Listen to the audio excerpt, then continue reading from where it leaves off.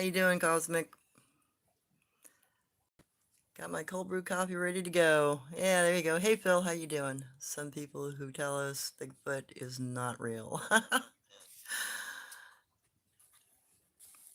I figured it's been a long week. Uh, Dog made it through the surgery okay. She's doing good.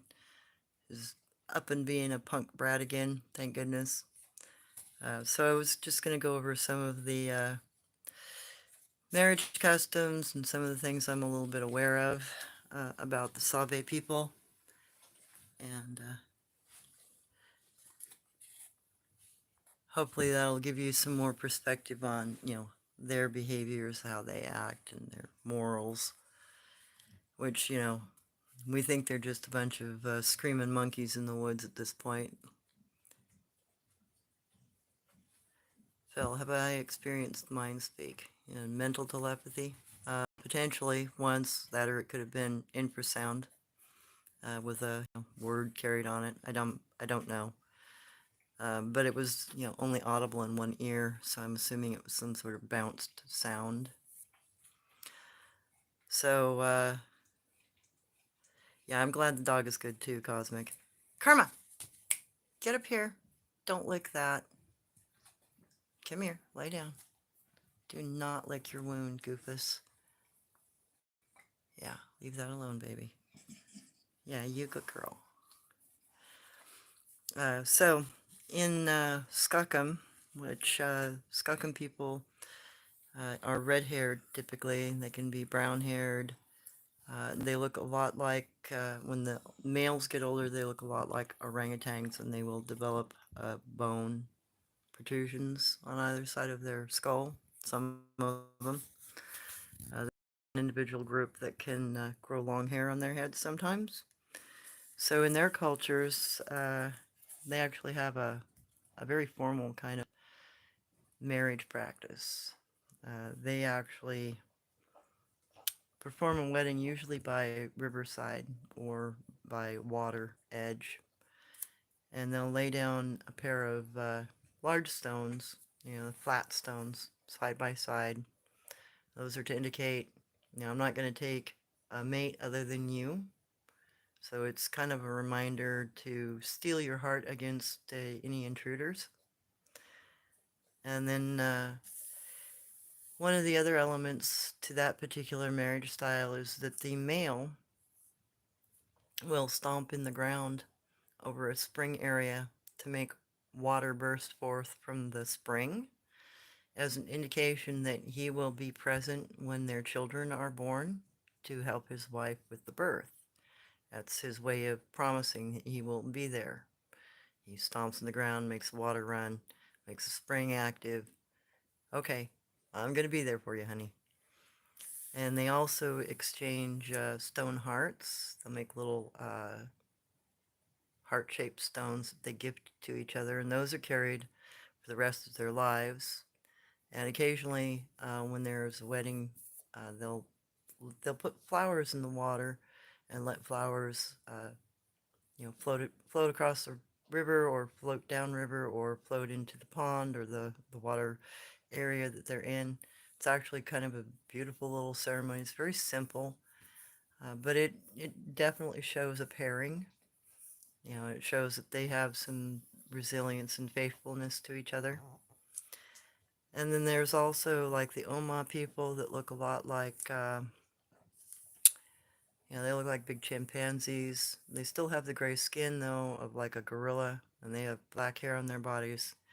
They actually have a courting process they go through, and I believe the Ishka also have a similar courting process. So some of those little teepee structures that you see are actually courting houses.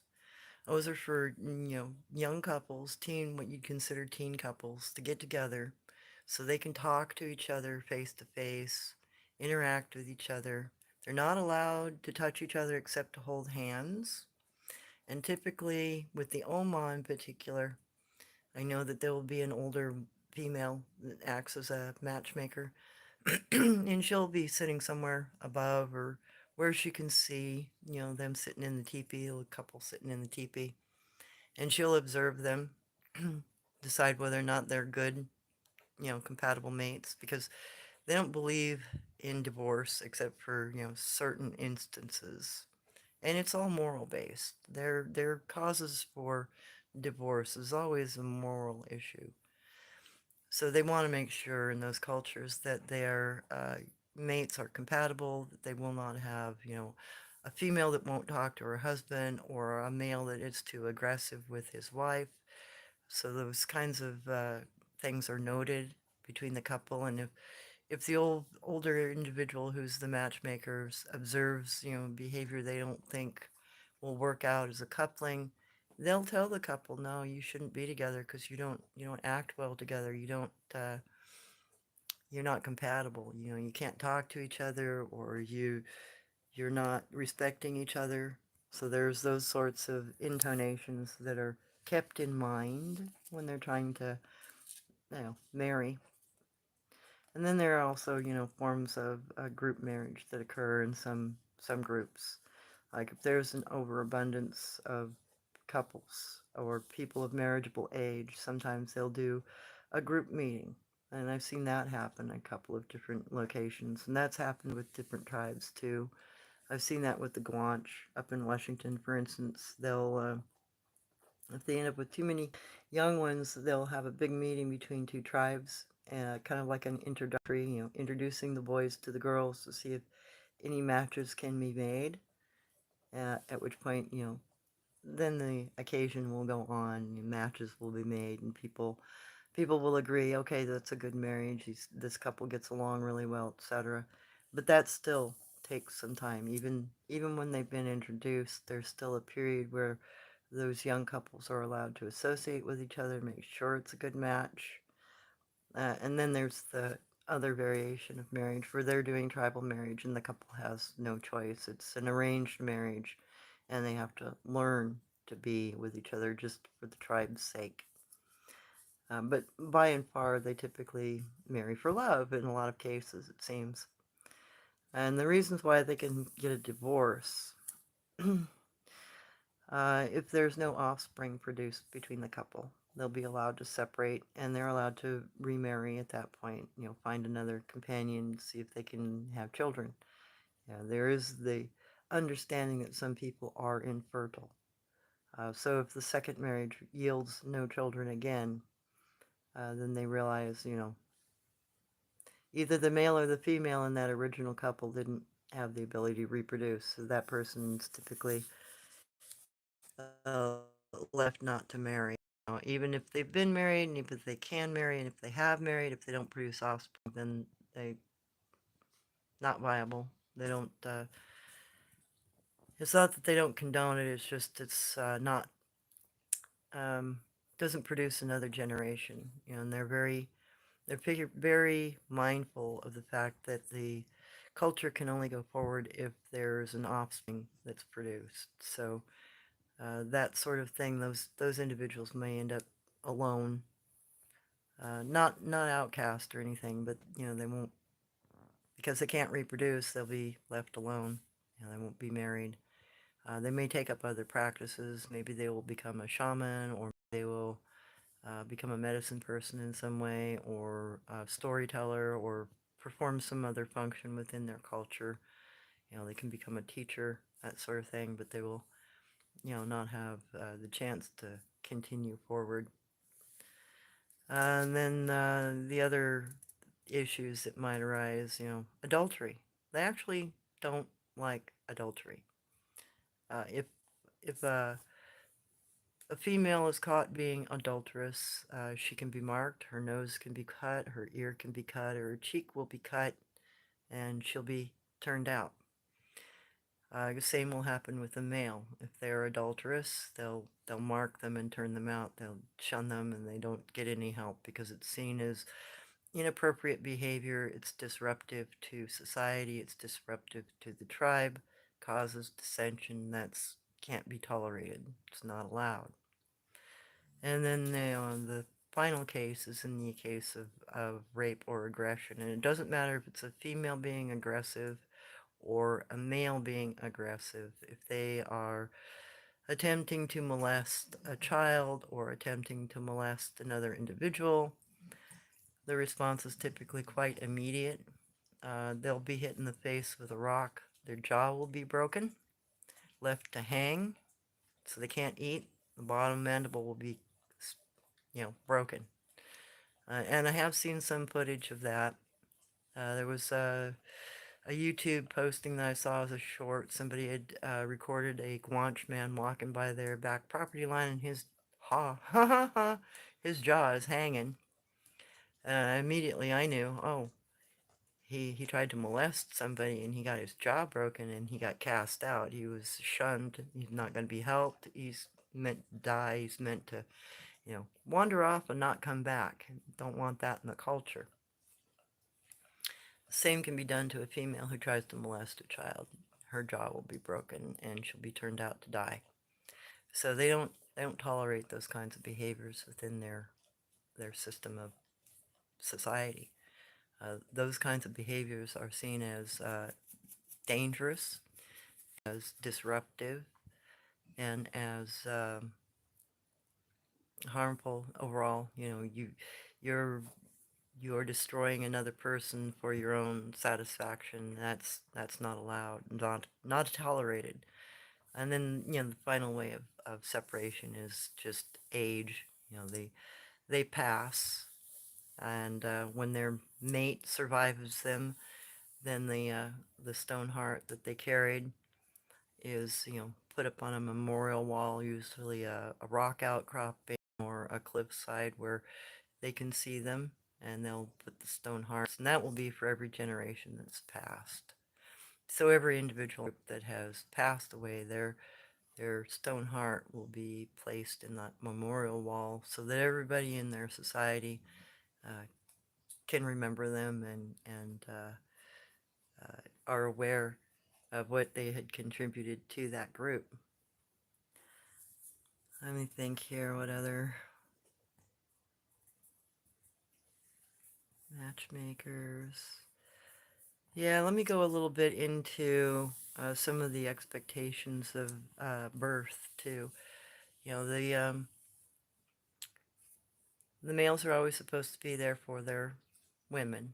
If the female is having problems and there's gestation issues, or if they think there's maybe a wrapped cord around the baby's neck, because that still happens with them just like it happens with us.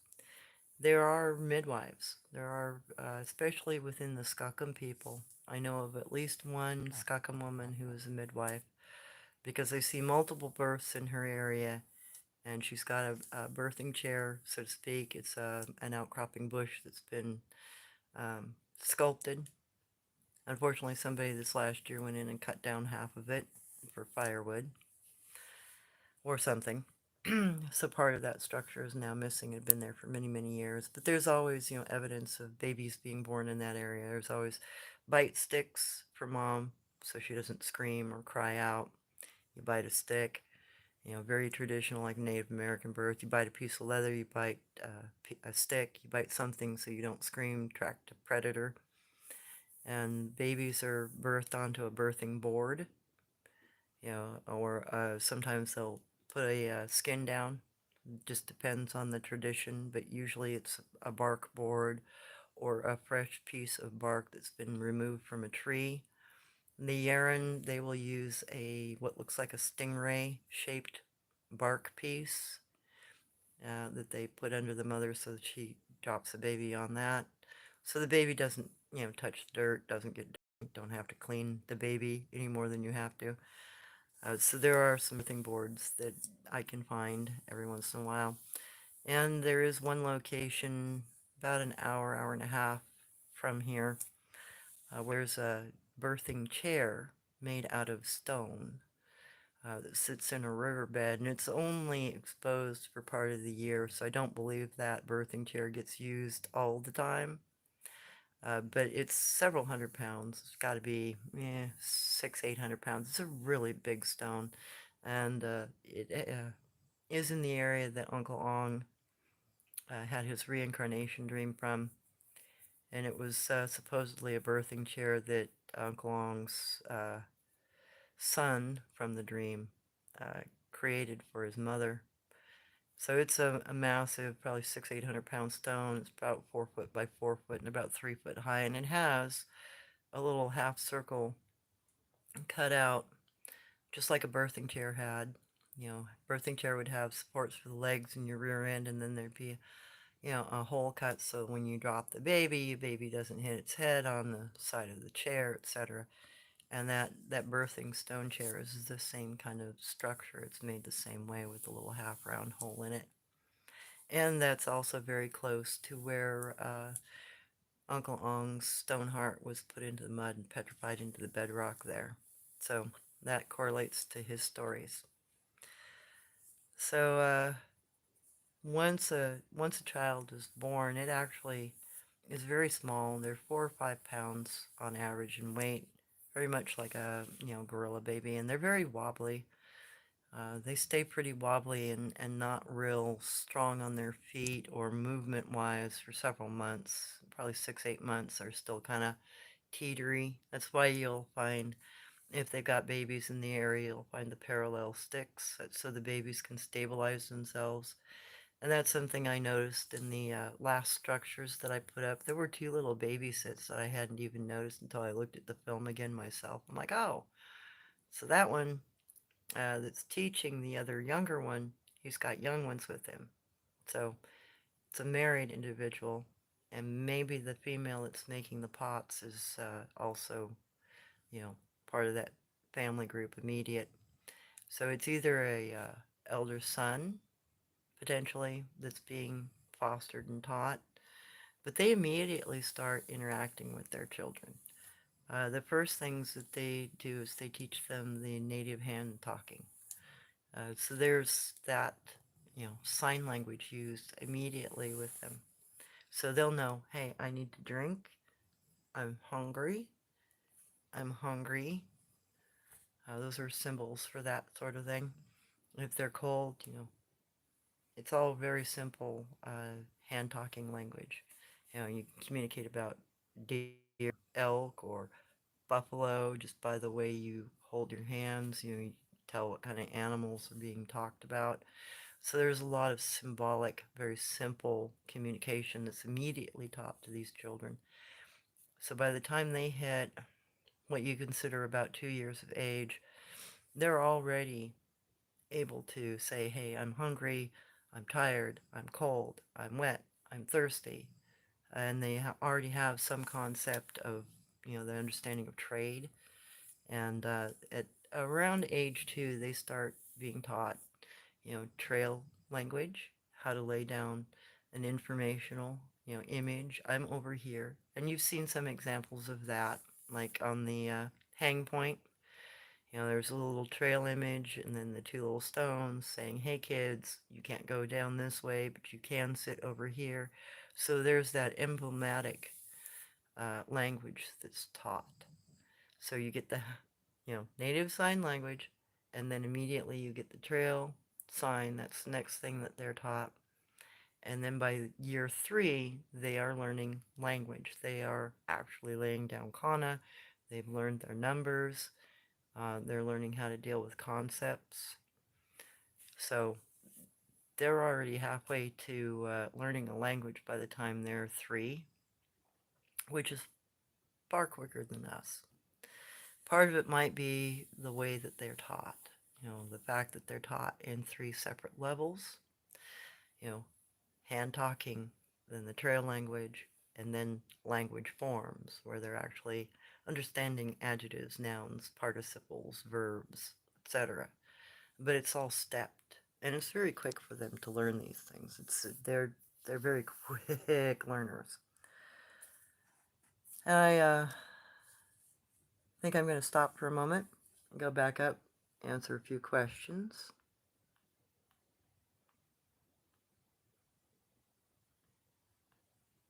Oh my goodness. I've been yammering for a second. Sorry, guys.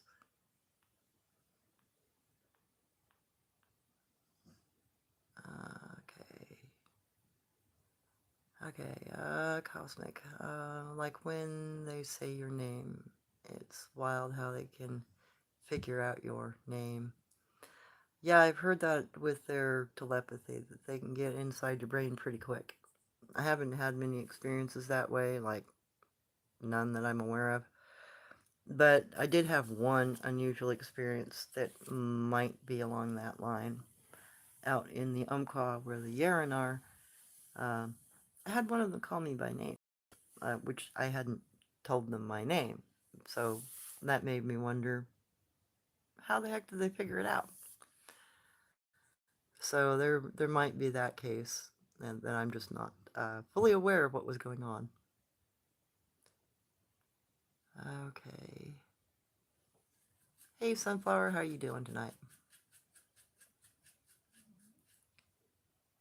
Uh,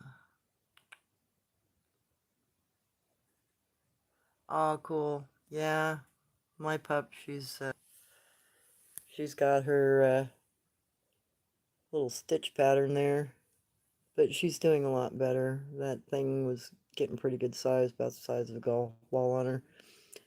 So I'm glad she's doing better. I'm glad her surgery went well and she didn't have any problems with it. She was just goofy until like 1 in the morning, poor thing. She was running into stuff. Yeah. Well, this channel's famous for trolls. You get them all the time.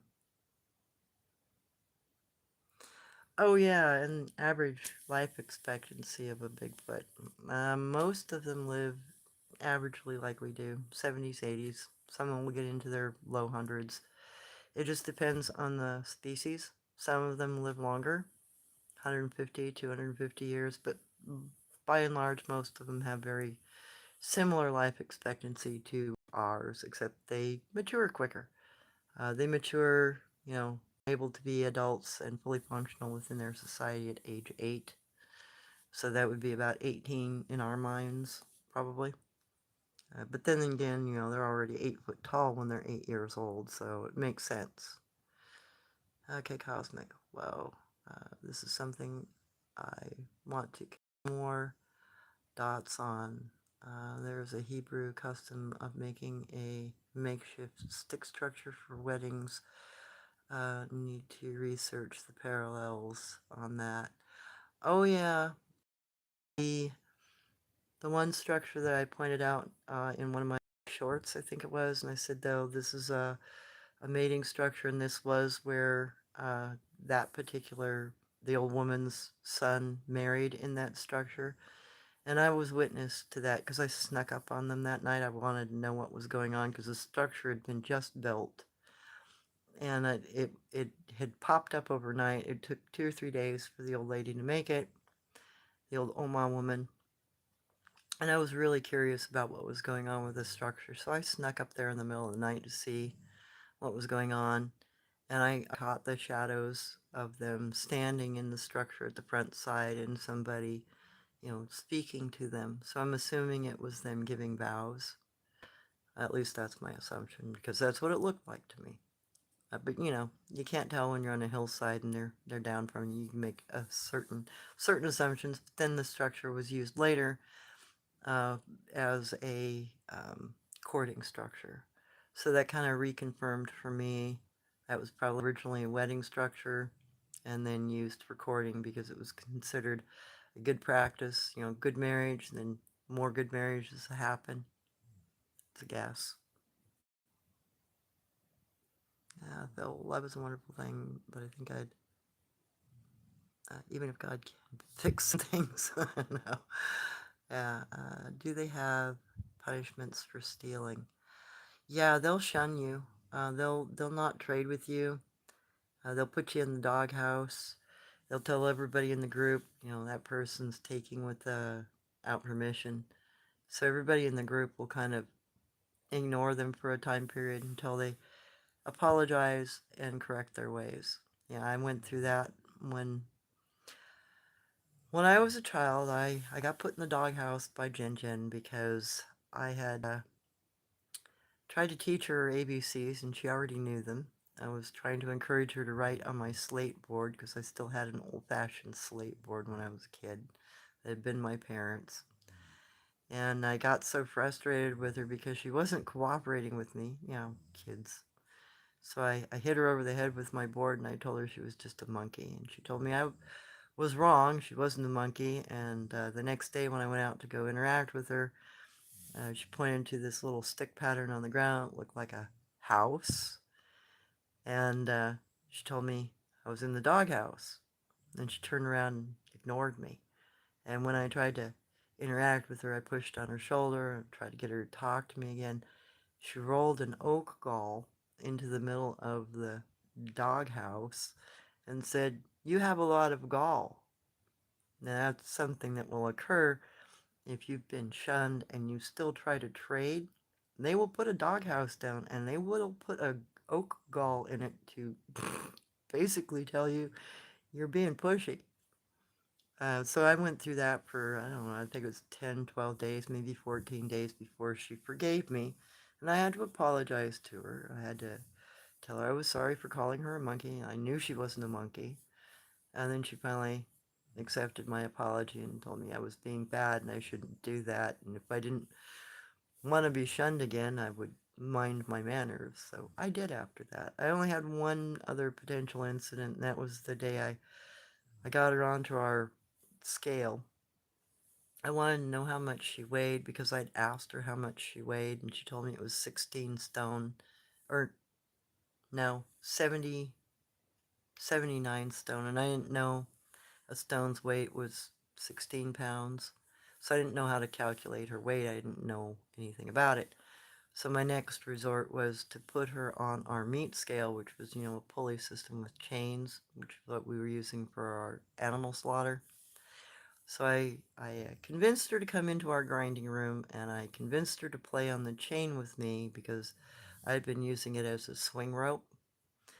And I got her to be on it briefly, and I looked up at the scale to see she weighed about 952 pounds. And when she, got back on the ground and took her feet off the chain because she was grabbing the chain with her feet in her hands, she looks at me and she says, "Do you want to be in the doghouse again?" No, I don't want to be at the doghouse again. So she caught on to the fact I was trying to weigh her, and that annoyed her. So she threatened to correct me again. So there's that. That's part of how they get their kids to mind. They make them ignored because of bad behavior. So yeah, they're things that are not tolerated.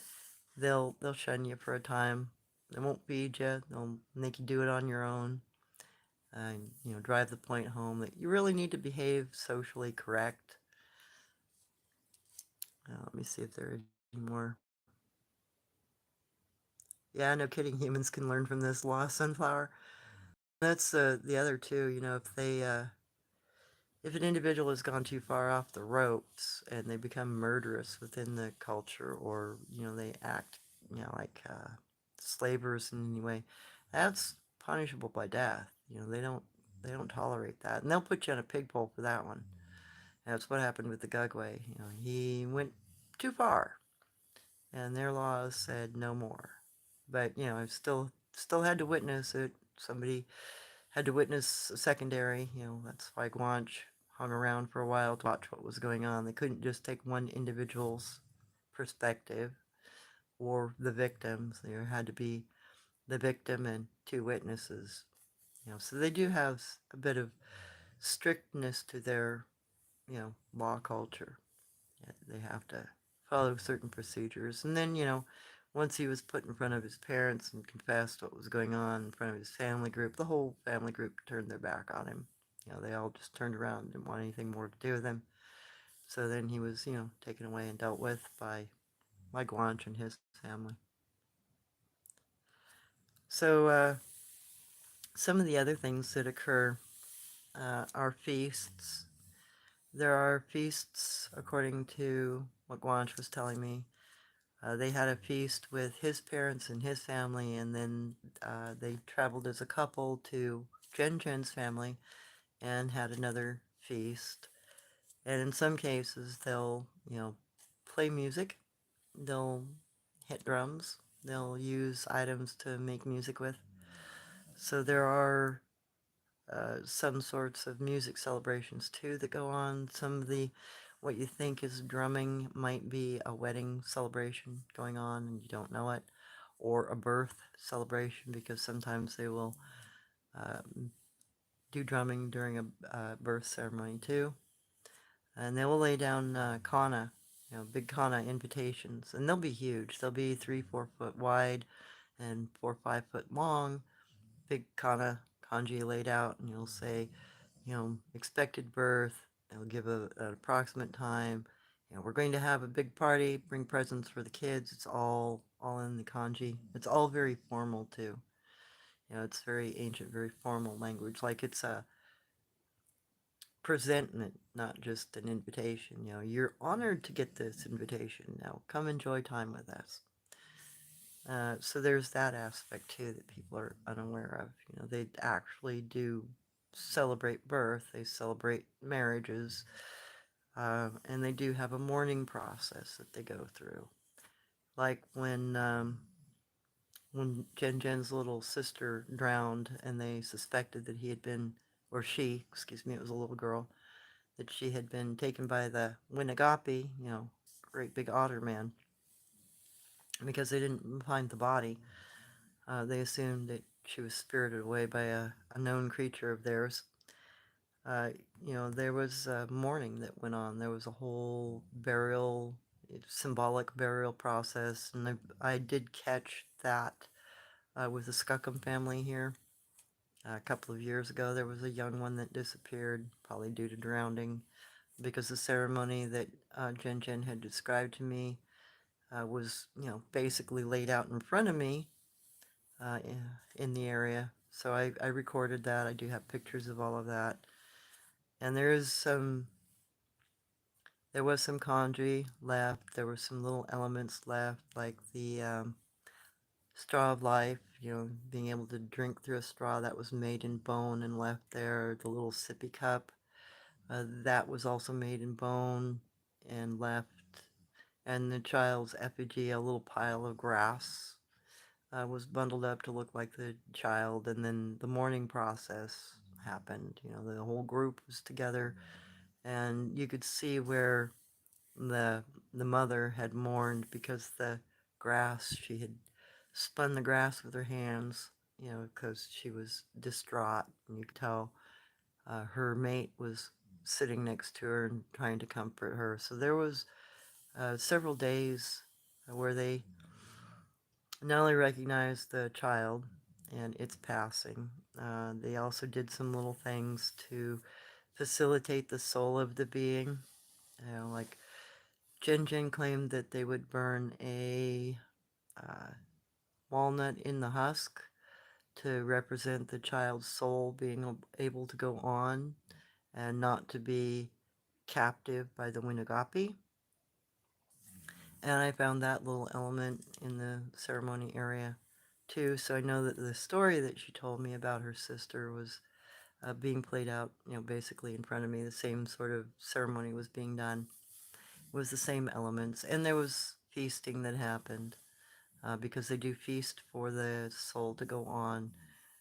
After the mourning process is over, they give burnt offerings, burnt food for the child to eat in the afterlife. As far as I can tell, that was kind of what Jen described it as. So they would eat, and then they would offer pieces in the fire for the child.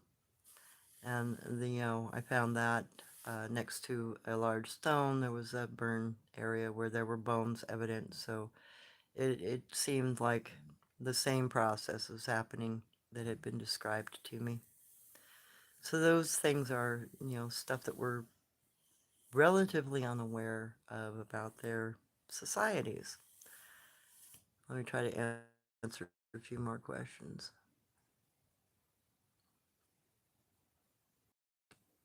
Yeah, Wall of Stone Hearts. Nice reminder. Yeah, and I do know where there is a wall like that. I'm going to try to document that this summer. Awaisa, Phil. Oh, yeah, it is amazing, Sunflower. Okay, Cosmic. I presume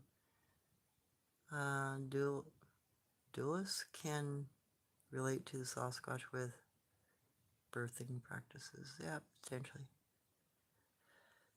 Yeah, I mean, yeah, they do have a lot of unexpected culture. And that's, it's known to natives. We understand they act like other indigenous people. They have a lot of customs like us, like native people. It's just people don't realize it because, they think they're a big, hairy, scary, stinky ape in the woods. And they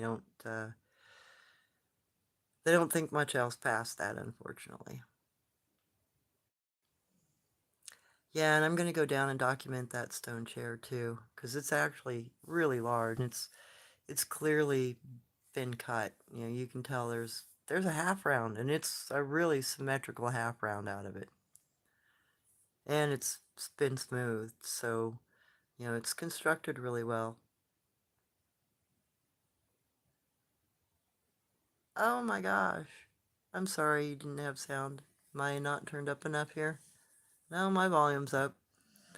Maine, across the world and cultures, birthing chairs were used for thousands of years. I've seen many animals give birth and 3 children.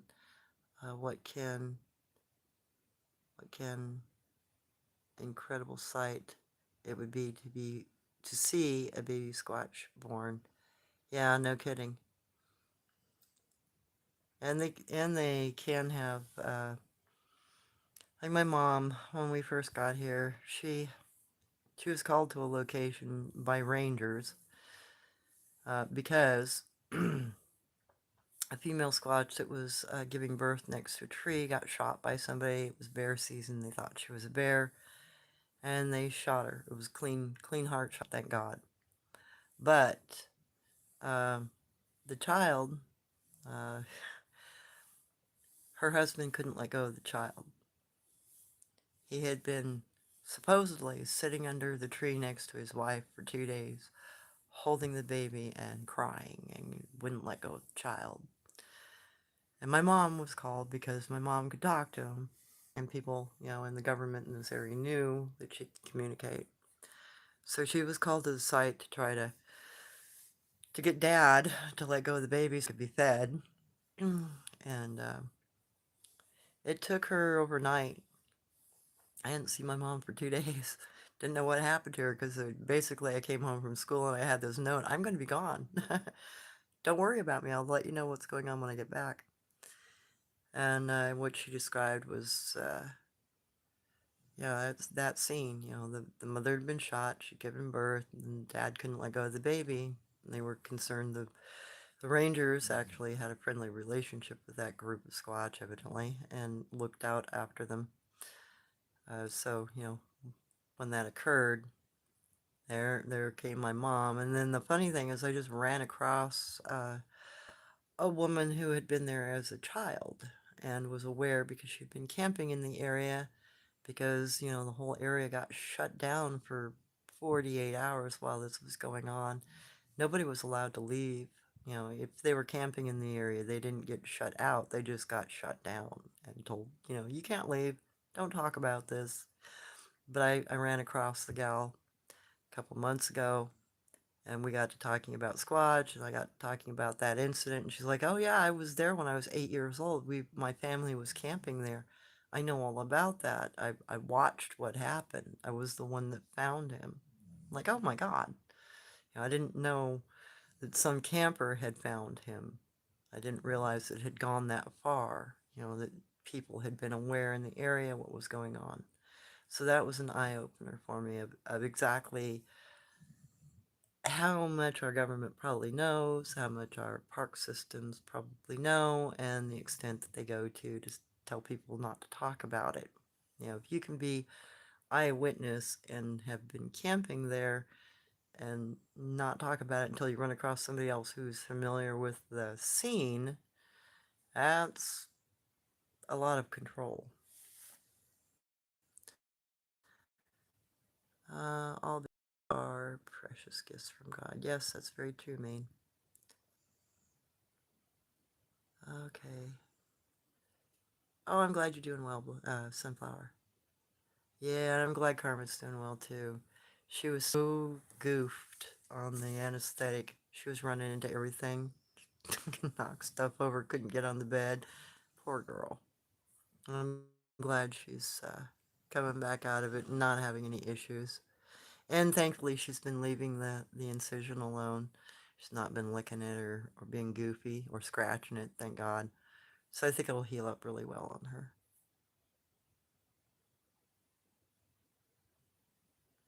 Yeah,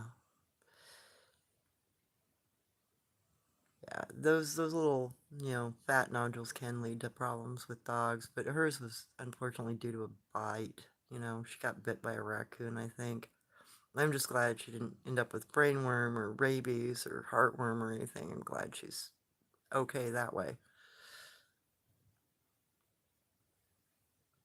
Yes, so the gall wood growth with the bug inside of it. That's the other thing. She'd say, "You're bugging me." Because I did try several times to interact with her after I'd been bad, and she'd say, "You're bugging me." And then she'd leave me alone. She wouldn't talk to me again. She'd ignore me. And she only gave me that a couple of times, and then she'd just turn around and flat ignore me. And that made me really distraught as a child. Somebody I'd been interacting with on a regular basis all of a sudden goes, I'm not talking to you. You're bad. It really drives the point home that you screwed up.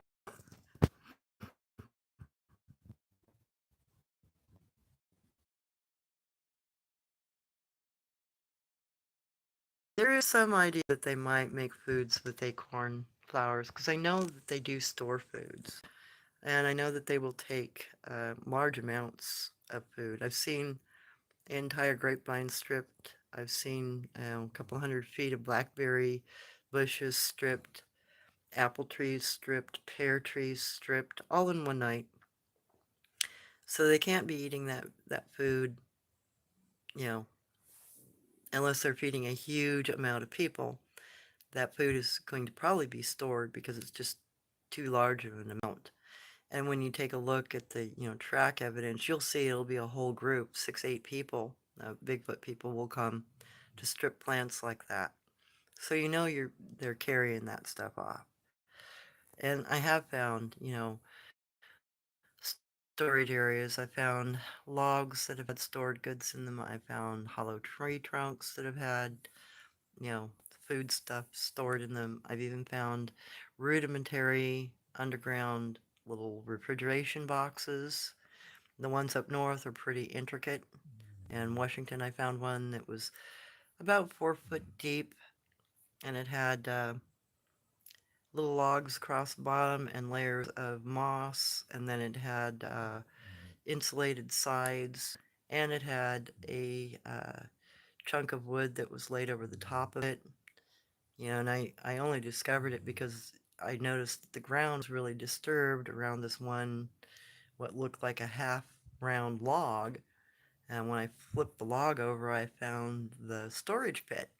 I went, oh my God, this is a rudimentary refrigerator. This is like what Native Americans used to use. We'd put our meat goods that we didn't want to go bad, underground, keep them cooler.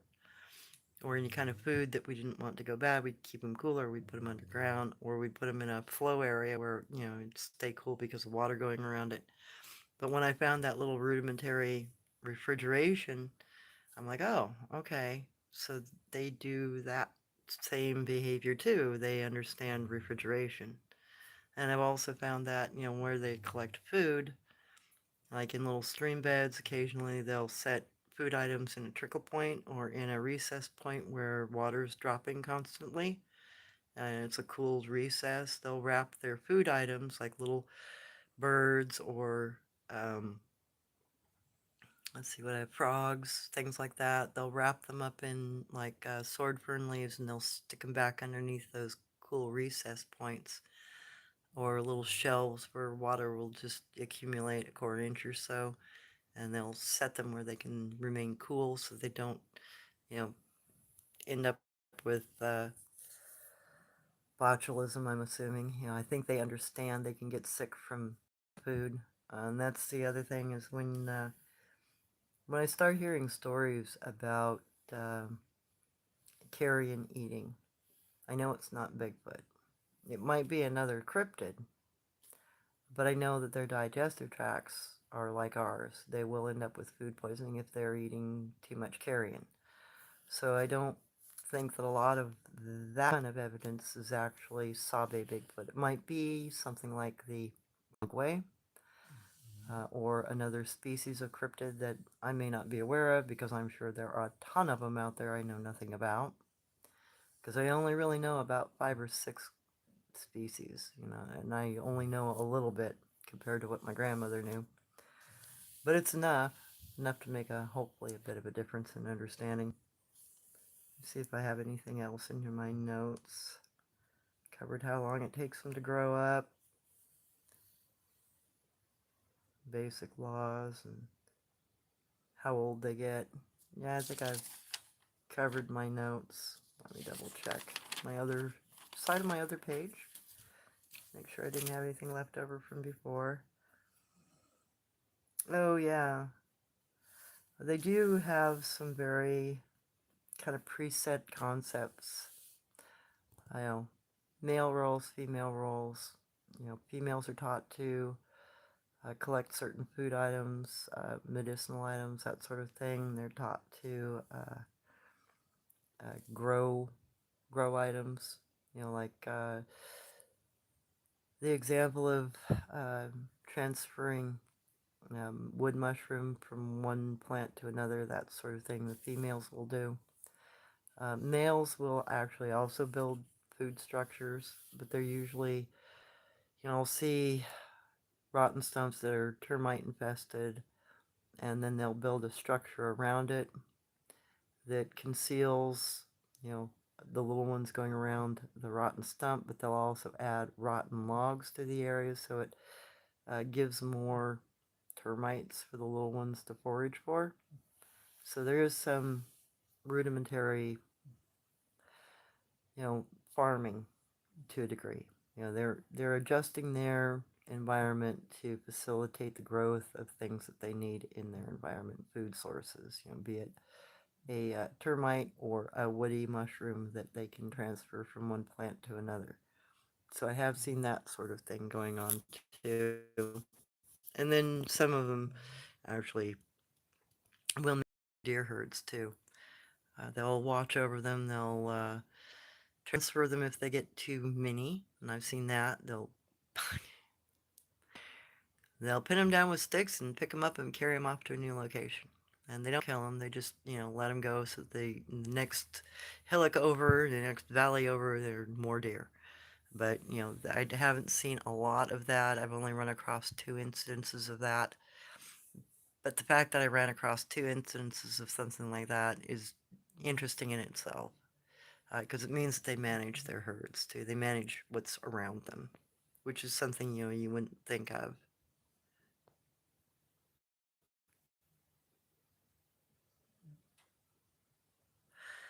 I don't know how the drums are made, and I have heard drumming here from the Skookum twice, but whatever they're using sounds tinny. So to me, and one sounds very, it's almost like they're playing on a plastic bucket and a garbage can or something. And they're using like a combination of something that sounds kind of like a snare, like either small sticks or heavy grasses. And I've only heard it twice, and it doesn't last for very long. It's what I've heard is maybe 10, 20 minutes worth of banging around in the woods up there. But it's been the consistent same sound both times, same types of drumming and the same kinds of treblet beats. They use a beat kind of like somewhat like Middle Eastern drumming in some cases. But in some areas, I've also heard drumming, like up in Washington, I heard drumming that sounded very much like Native American drumming. So I don't know if that's tribal, cultural. I don't know what the differences is because I've never had any like first-hand experience. I've got stories because my grandmother claimed that they would drum during certain ceremonies, and that they would utilize logs or trees or wood typically or rocks to make their sound. But my grandmother also said that, the Yaren that she grew up around would also take things from them. They'd take bags, they took the water bucket wants to go drum on that. They had to go get their water bucket back because one of the juveniles had decided it was a good drum. So they had to go steal their water bucket back. So there's those sorts of peculiar little, glimpses. So they could be utilizing whatever happens to be handy. It just depends on the location of the group, I would suspect. The more interaction or more stuff they have that's from us culturally, leftover junk that we've thrown away, the more likely those sounds are going to be, made by them banging on an item like a 10-gallon plastic bucket or a 5-gallon bucket or maybe a tin piece that somebody left behind because they think the sound is cool. It just depends on what they've utilized, is my guess. Yeah, and the whole burnt walnut thing, that some cultures actually utilize a burnt walnut to represent the same exact thing, a departed one, or burning a nut. That seems to be something we may share culturally. It may not be the same meaning, but it is interesting, that the burned nut might represent the soul of a being. It may not to us, but it does to them. So, Squatch have telepathy, mind, sight. Is bizarre. A child can be taken from them. Yeah. Cosmic. That's what I want to know more about. They made the burnt offerings as burnt food. Yes. Yeah, they left morsels. You could tell that there had still been meat on the bones that they'd thrown into the fire because the fats will run and the meat will wither as it charcoals and it'll kind of bubble. So I knew that the fire had been hot enough that it was burning the meat off of the bone, and the bones had been in the fire long enough they were brittle.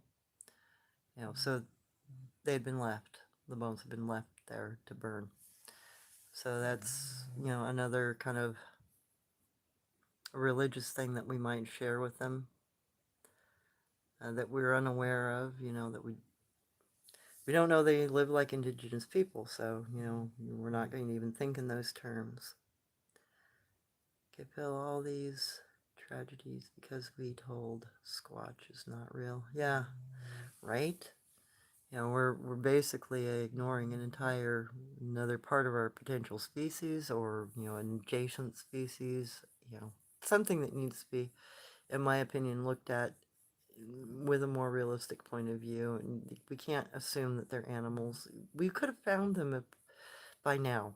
My God, it's been 100 years. People have been looking for them. We would have found them by now if they were just an average animal.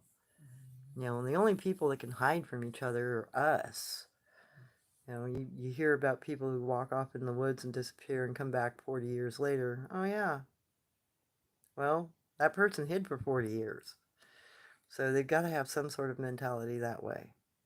Or they just couldn't stay hidden the way they do. Yeah, I mean, I'm glad she's doing good too. And thank you for your prayers.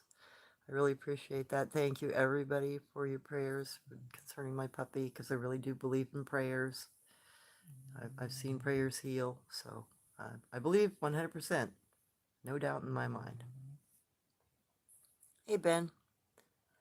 You mentioned in an earlier show that they are matriarchal, so males come into the group from the outside. What do they put the perspective male through before he is allowed to court? Well, matriarchal doesn't necessarily mean that the males are chosen from outside the group. It just means that the group is led by the head of the household, the female, the first one to give birth in that group. So, like when Jen married Guanch Man, and they settled in the area they were going to raise their family in, she is then considered the matriarch of that group. So, his mother was the matriarch of her group, and Jen's mother was matriarch of that group, the Oma. and different different tribe, but there's still the same expectation, the female leads. So it's not so much that they are um, choosing from outside their group, because they do choose from inside their group. They just make sure that their people are not too closely related. But it's the female that has the ultimate say. They're the ones that say, whether or not a couple is good to marry. They're the ones that say, oh, I need you to do this. Somebody's being too vicious over here. I need you to go take care of it. And that'll be, her husband or eldest son. Go take care of that. If they have an intruder, like that intruder might be warned through the males. The males will go take care of scaring off intruders, because the females don't want to be harmed, and they don't want their kids discovered, and they don't want their kids disturbed, so they will send the men of the family to go deal with the problems. And it's sort of like Native Americans. We, in our cultural groups, a family group, and that might be 40 or 50 people, you're going to have a matriarch, an elder female, and she's going to be your peace chief. And she'll tell you what's going on until there is an issue, until there is an outside force that's dangerous. There might be another tribe that's attacking, at which point, if the elder females decide, because it could be more than one, it could be a pair of sisters that are together, it could be a mother and a daughter, it can be just a single female, it all depends. But the female will go, okay, this other tribe's getting too dangerous, they're encroaching too much, or they're stealing our children, we have to put a stop to that. And that point, then either her husband or her eldest son will take on the role of a war chief, and they will go deal with the situation. They'll put an end to whatever that problem is. And that's very much like Native Americans did too. It was the females that had to decide, hey, these people are encroaching too much. Let's defend ourselves. And in some battles, women would also participate. Native American women would also participate and take their children into battle with them. So keep in mind, the Sabe Bigfoot have a very similar mindset as to the indigenous people's mindset.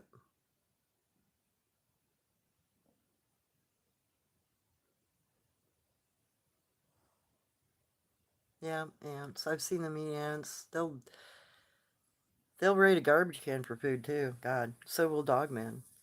Seen that a couple of times in this town alone. Uh, Heck, I know one that really likes Bigfoot that really likes hamburgers, and he'll go raid the dumpster for hamburgers. Okay, sunflower. How common do you think they are close by to urban areas? I'm guessing that the main reason they would choose to live near humans would be for food sources. I can't think of any other benefits. Well, we usually just build on top of where they're living to begin with. So they just usually adapt to us, and they still, you know, carry on like they always have. Just because you plop a house or a building down into the middle of their, foraging lands doesn't mean they're going to change their behavior. It just means they're going to adapt. So don't think that we're encroaching upon them. We've already done that, and that was 100 years ago. Uh, we're just continuing to expand where they're already at. Like everything that I do in this valley is all city limits for the most part. So, everything I posted, with the exception of a few, has not even been in county property. It's, city parks, it's local ponds, local rivers, local areas I'm aware of. Yeah, there are a few out in the deep woods, which I know of and I can go to, but I don't have to go very far. I mean, even the sound recordings of the vocalizations have been within 2 miles of my house, and that's just at the county line. Now, I'm not out of town, really. I'm just over the hill. So yeah, you're still going to find evidence of them in towns, cities, in rural areas, next to towns and cities. They're everywhere, and It doesn't matter the size of the city. I've seen them in big cities too. I've seen them in freaking Seattle. I've seen evidence of them in London when I went to London. Kanji down on the ground, on the sidewalks. So, yeah, they pass through, and they do utilize hide points, hang points, shadow points. And, they'll cross the street just to get to another shadow spot and sit down, or stand in a shadow so you walk right by them and you won't notice them. It's amazing how adept they are at moving from shade point, so to speak.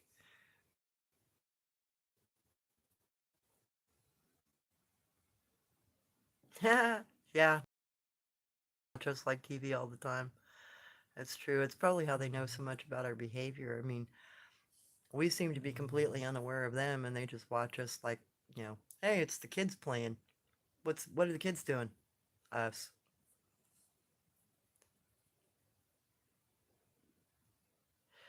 Yeah, they may find us very strange. And I know that they don't like our bad reactions. When we freak out when we see them, that startles them, actually, it seems. Like, when I did a little bit of a 10-second recording, I kept my cool, and I didn't get too intrusive with them. And that's so that I could still go ahead and do what I wanted to do and walk between them. If I would have freaked out, if I would have screamed, if I would have acted in fear, they probably would have reacted. Even during the day, they probably would have gotten a little more boisterous. They might have thrown something at me. So that part of some of the bad behavior might just be the fact that we are reacting. And they're reacting because we just reacted. We freaked out, they freak out. We scare them.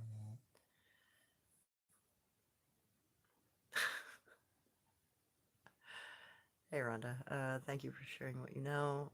What do you recommend is the best way to react if you run into a sabe in the forest? Well, I usually keep my cool. I'll cough or I'll clear my throat, because that's a sign of sound. It's a call saying I'm not going to attack, meaning you're not. When I was goofing around down in the swamps or in the marsh area with dogmen, I tested a couple of different ways of going in. And then the last time I went in, and that was the time I got the whisper from the dogman, I'm a friend. I went in, I did a lot of coughing and a lot of throat clearing. Before that, they thought I was being aggressive.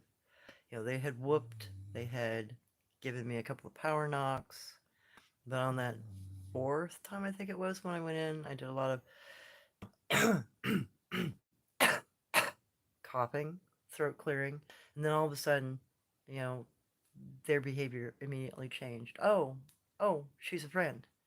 She's saying she's not going to attack us, she's not after our kids, and all of a sudden their interaction de-escalated. They were no longer whooping at me or power knocking at me. They were then trying to get up close. They were trying to interact. They were trying to speak. So I think some of the reasons why we aren't getting good research is because we're scaring them half to death, or they're thinking that we are being aggressive. I know it worked for me with the dogman, which, it was an experiment I wanted to do just to kind of check in my own head, because my grandmother had discovered that coughing was a call that would say, I'm not attacking. And that was an accidental. She figured it out by accident when her brother got attacked. Her brother and a juvenile urine had wrestled over one of my grandmother's dresses, sister's dresses to be exact, and it had resulted in her older brother, my grandmother's older brother, getting jumped on by a juvenile, and he was, let's see, he ended up with two cracked ribs, sprained ankle, and I think a sprained or broken wrist or something. And they were rolling around in the dirt, and they were fighting in the dust, and she had been trying to push the Bigfoot urine off of her brother, and the dust kicked up so much she started coughing. And as soon as she coughed the first time, the Yaren stopped its assault, moved over, sat down, and got off of her brother and didn't touch him, hit him, or do anything again. So that was an accidental discovery. We learned, hey, that call calls him off. And I used that same cough when I got surrounded back in 2009. I was surrounded by 10. I'd been driven from one hillside through a gully to another hillside, and then I was surrounded on that second hillside. And I'd had been pushed straight into a tree where there was a Bigfoot up the tree, and he was ripping branches and throwing branches down at me and pine cones down at me, and I was getting bushes shook at me and things thrown at me from every side. And I finally had enough because I was really close to where I had parked and I wanted to be able to exit. So I started coughing. I sat down and I ignored them and I coughed. And every time they'd shake a bush at me, I would cough and they'd stop shaking the bush. So I realized, okay, that really does work. That really is a call that these people, these creatures respond to. And it is a I'm not going to attack kind of thing. You cannot rely on that when you're dealing with Gugway. Gugway don't care if you cough. They will continue to advance. So that is one indicator that you can delineate. That guy's not safe. He's not stopping. But that's the only one that I'm completely aware of that will not respond to a cough as a stop break action. Don't behave badly. And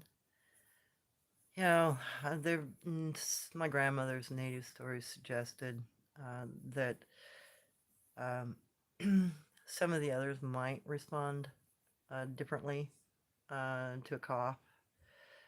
But that, there hasn't, in my opinion, been enough exploration of that call. And I've been kind of utilizing it in different locations to see what responds to it, what doesn't respond to it. And I know that the Yaren, the Skakam, the Oma, Guanch, and Dogmen in this area all respond to the cough as a break action, stop misbehaving. So that's the only thing I can advise, because that's the only thing I've experienced so far that's worked to get them to stop, hold, and not move forward. Does not work on Gugway. Had that experience too. They just keep advancing on you. And I can go back into that area to reproof it because I know of two locations in this valley where there is a Gugway. One where there's a family and one where there's a single individual. Yeah, they don't respond to that. They just keep trying to sneak up on you.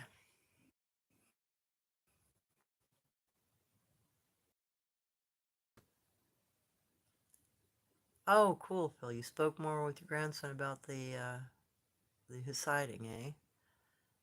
Eyes were yellow, large, baseball-sized, eye shine bright, but not throwing light. Yellow. Oh, gosh. Better be careful. Yellow is probably Tengu.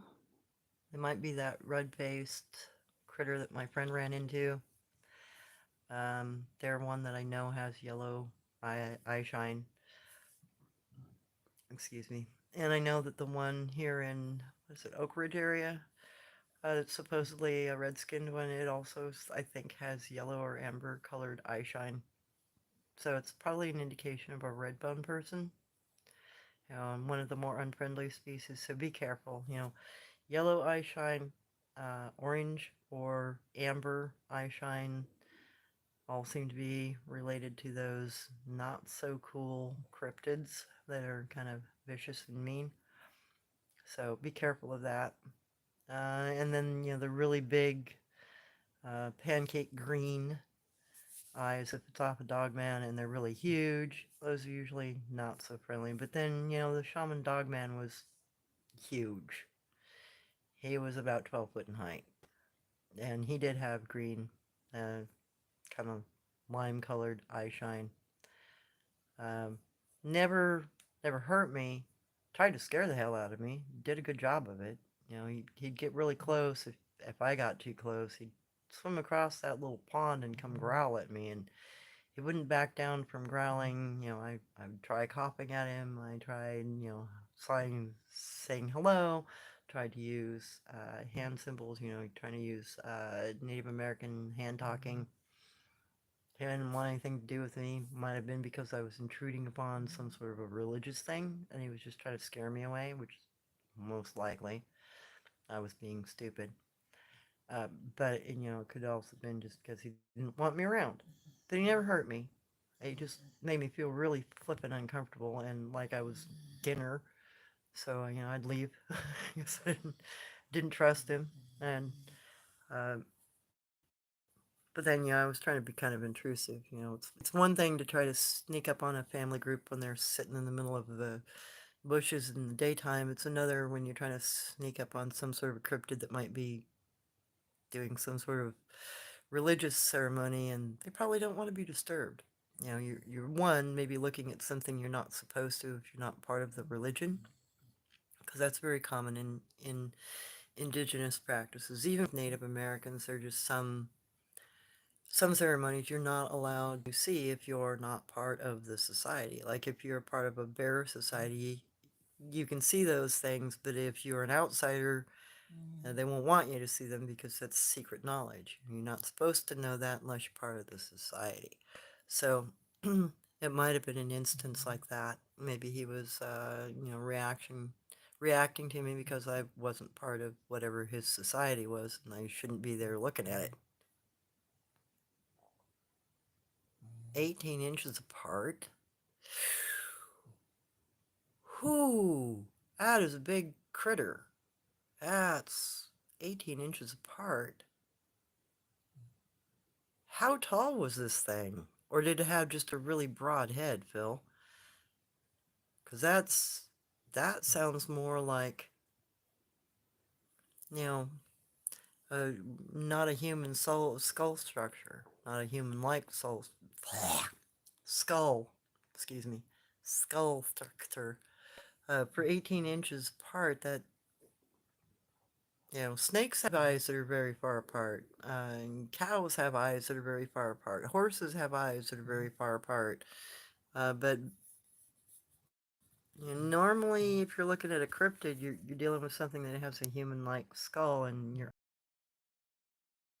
even Jen Jen, her eyes were maybe 5 inches apart. As ours are about 2, 3. It looks like my phone's being goofy. Um, so 18 inches apart, that's got to be a really big creature off to either side of its skull. Cosmic, any idea about the origins? Who taught them about offering practices? To me, this might be parallel with burnt wood found in a lot of their structures. Oh, I didn't even think about that, Cosmic. Well, I know that grandmother's lore always suggested that we learned everything from them. She considered the Sabe the first people. The First Nations people, they're the first people. She claimed that we learned how to hunt, we learned our religion, we learned our medicine, we learned everything from the different kinds of Sabe people, originally, back, 30, 40,000 years ago, or longer, who knows. But that we had learned everything that we know to survive from them. So it might not be that we taught them anything, maybe it's just something we've learned from them and continued to carry forward. Phil, I can't help thinking that they're ugly when I see them, and they know it. Yeah, it's a hard one to get over. Some of them look very peculiar. Yes, I've heard them look cosmic. When I got surrounded, I got whooped at by a juvenile. And he whooped, I think 3 or 4 times, and he was pounding on sticks, tap, tap, tap, tap, tap, and whoop, whoop, whoop, whoop, whoop, whoop, whoop. So he was pretty alarmed about me being in the area. And, they followed me in and then pushed me out. The dog man, when I first went into that marshland this last summer, I got whooped at, I think, the second time I was there, if I remember right. Because the first time I got power knocked out as I was getting in my vehicle. And it was pretty close. It was maybe 200 feet away. So they had followed me out and then tried to scare me half to death. But when I got whooped at the second time, by the dog man, I tried to initiate a, hey, I'm a runner. I'm here to talk to you. Try to de-escalate the situation and turn it around, let them understand that I could understand them a little bit, and I wanted to communicate. And that did calm that situation. So I know that both Dogman and Bigfoot whoop. And I've been whooped at when I was up in the Umpqua, when I was making my mistake up there and got shunned for a year. I got whooped at that day and dang near probably clobbered. But, I wanted to prove a point to myself.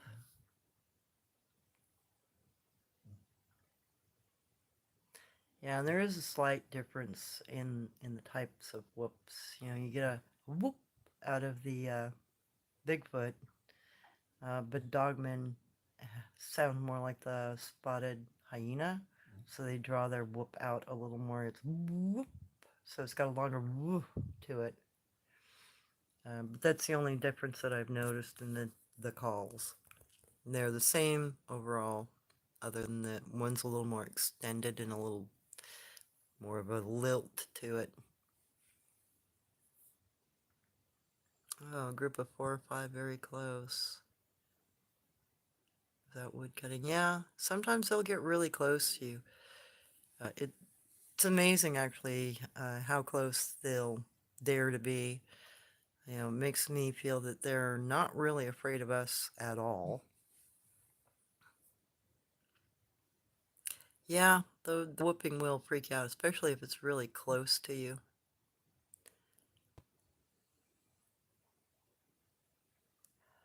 Yeah, I can imagine. Cosmic, the one I heard was very close too. They were most likely dumpster driving. Yeah, at a meat market next door. I don't doubt it. Um, Seen a lot of that in my day. Evidence of it. There's even a dumpster not too many blocks away from here. It's backside of a store dumpster. Pretty sure one of the dog man's been diving in it because of what's been taken out. It's usually sandwich meats and cheeses that are removed and the bread's left behind, but there's, scarring marks.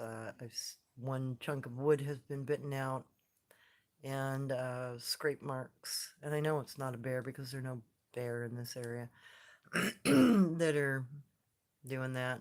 We'd notice it. They'd be walking down the dang street and it'd be on a camera somewhere. So whatever is going through that area is sneaky enough it's not getting caught on camera, and it's too big for a bear anyway. The the distance between the claw marks is about 2.5 inches. So overall, you're looking at about 8-10 inch spread on the claw marks. It's bigger than any bear we have in the area. We've got black bear. Even if it were a black bear coming into the area, you'd only have a paw spread of about 5-6 inches, and then the claw marks are way too big for that. Because we don't have any Kodiak, we don't have any grip.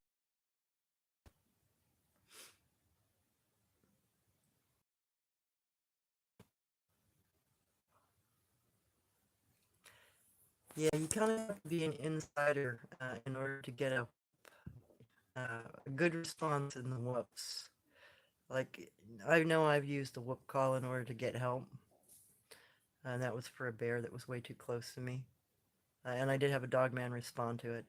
So I know it can be done, but they have to realize you're somehow aware and connected, or they won't respond well to you whooping and using that particular call. Just like they don't necessarily respond well to you saying no to them if they said no to you. They get a little touchy on that one too sometimes. Had that incident a couple of times. So no just sounds like no. When I was house sitting for my friend up in Washington, he was aware he had 4 Bigfoot on the property, and I had gone in to help move some of the stuff out of his storage building that he had left behind, and he told me he'd give me a list of what he wanted. And then I'd gone into the storage building, and I hear from the Bigfoot in the woods, no, because I wasn't supposed to be there. They had been watching his property. So I had to explain to him, no, I'm here with permission. I have a list. I'm supposed to get this stuff for my friend. And then they, stopped reacting. So, that looks like my reception's getting woggy up here. Up with them, but I found out how to piss them off by accident. Yeah, that can happen, Phil. A cough, little grunt as loud as you can, push as much air as you can. It's a challenge. Huh. Not had that be the case. I've oofed back at them. Like the first night my grandmother, my native grandmother, realized that Jen Jen was on the property is when I was in her little camper with her. We were, she was telling me stories, and Jen Jen rocked the camper and then oofed at the side of the camper. And my grandmother, native, she hit the side of the camper, slapped it, and oofed back, telling Jen Jen, go away. We're busy. So Jen Jen went to the door and tried to unlatch the door, at which point my grandmother reached over and locked the door real quick because she wasn't fully aware of her yet. She realized there was a Bigfoot on the property, didn't realize who she was and how friendly she was and how long I'd already been interacting with her, which was several months. So once my grandmother realized, that particular Bigfoot was friendly, yeah, it was a different story. She was crawling under the bushes with her just like me.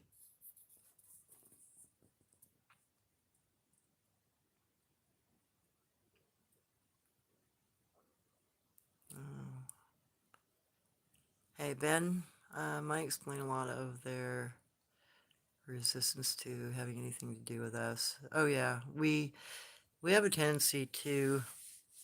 I noticed that when I was tracking the ones up in Washington, I think we have a tendency to accidentally startle them. We have a tendency to scare them a lot by accident, and I think that doesn't necessarily give us the best repertoire with them because I scared one juvenile a couple of times. There was the one that I ended up trading for baby teeth, but I did scare him several times before I was able to get him to relax around me and to interact with me in any way, shape, or form. So I know, they have a certain, very similar reaction as some gorillas have. You can scare a gorilla and they will poo themselves and leave, which is exactly what this little juvenile did.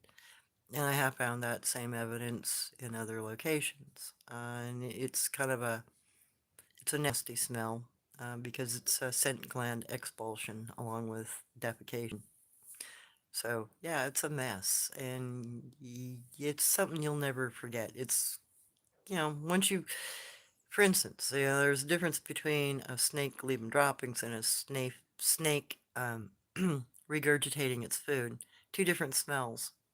The thing that happens with younger Bigfoot, and you scare them, is very much like the nasty scent of a snake regurgitating something. It's got that musky, skunky, icky, blech to it. So it's very noticeable compared to other scents. Very different. Okay, sunflower, I'm not sure how I'd react in the presence of a bad cryptid.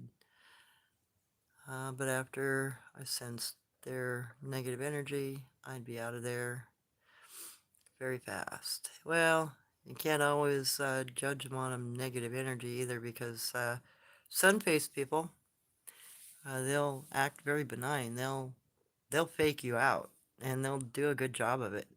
They'll smile at you. They'll offer their hand to you.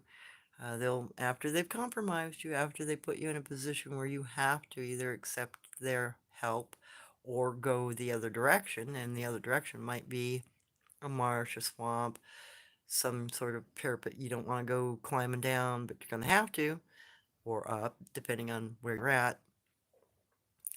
So there's that peculiar behavior, amenable. You think they're good, presentation of that too, but they will betray you at every step of the way. Uh, they'll imprison you. They'll hold you captive. They won't let you go. Okay, Maine. It's scary not knowing if you're dealing with a gugway or a friendly type when you're in the woods. I know something is near you. Yeah, and knowing something is near you. Yeah, the gugway's eye shine is amber. So if you see amber eye shine, probably a good idea to get out of there. The ones here throw pebbles my way, so I know it's okay. I talk to them. Yeah, a lot of the more friendly species, like the Oma and Guanche and whatnot, they'll keep their shooing methods, shoo go away person to minimal little tiny stuff, pine cones at the biggest to like pea gravel. They won't be throwing halves of trees at you or other stuff. They'll just kind of let you know you're a little too close. I've had that happen quite a few times. Oh, your grandson said 14 to 15 feet tall. Wow, you probably ran across a sun-faced person or a tango, because they're really large. Some of them are really large. There were two different sun-faced groups during my turnout. One was human-sized, and the other one scraped 15 feet. And the footprints were 28 to 32 inches in length and about 18, 20 inches wide. So yeah, something that size might have a really wide head. Their head structure is also a little rounder. They don't seem to have the high dome that Patty has, that the Guanche have. They've got a much more rounded head. And their skin is similar to our color, a little more sunburnt looking. So if you're getting something that's got, human toned skin, you're usually dealing with a red bone person. And then I think that's probably part of the reason some of the Sabe are actually scared of us, because they think we're sun-faced people. They think that we are bad because of our skin tone, because we're not gray like them.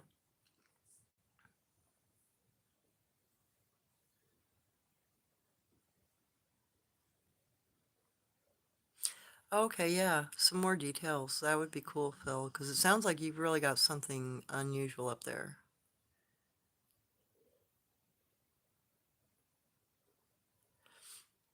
Okay, Jody. Are Sabe aware of aircraft, drones, etc.? What do they think of them? Well, I know I had to describe what an airplane was to Jen Jen because she asked, what is that? She wanted to know what was going overhead.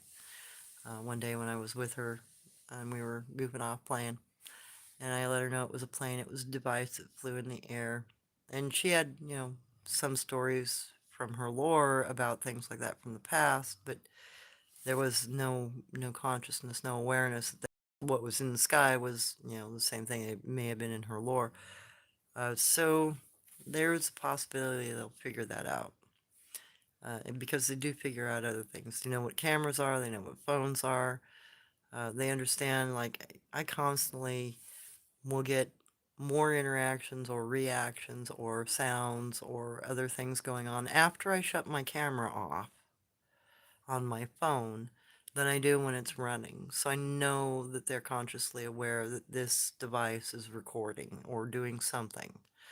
So they keep their mouths quiet and their actions quiet until I turn it off. So there's a possibility that they understand those sorts of things. And I do know that there has been some footage of drones having thrown at them, like large sticks. There's at least one example of that floating around on the internet. So there's a good chance that they might understand that sort of thing and try to knock it out of the air.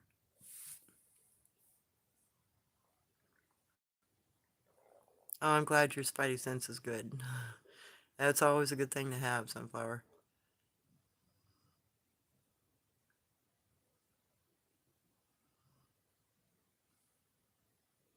Huh. Okay, cosmic. What's Wildville? Was it metallic colored? Pewter colored? Military guys have seen cigar-shaped craft too. A lot of them see those kinds of UFOs. I don't know if they have any connection though to Bigfoot, because I've been in too many bed systems on the ground.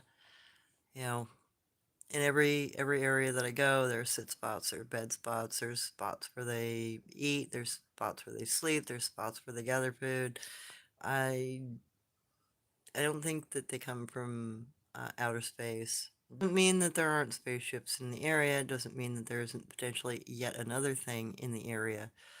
There's also the possibility that some of them are getting nabbed just like we get nabbed by grays. There's abductions potentially going on in some of these areas. I don't know. And then some of it could also just be our own military secret craft that nobody's talking about. I'm pretty sure that the big flying triangles that everybody's been seeing recently are probably our own military. Okay, coffee. I asked 100 live streamers for their coffee recommendation. What's your coffee recommendation? I will subscribing. Oh, thank you. I don't know. I don't usually drink a lot of coffee. So I wouldn't know what to suggest to you, to be honest. I haven't, God, I maybe drank 30 or 40 cups of coffee in my life. And that's only because somebody else has offered it to me. So I'm really no connoisseur, I'm sorry to say.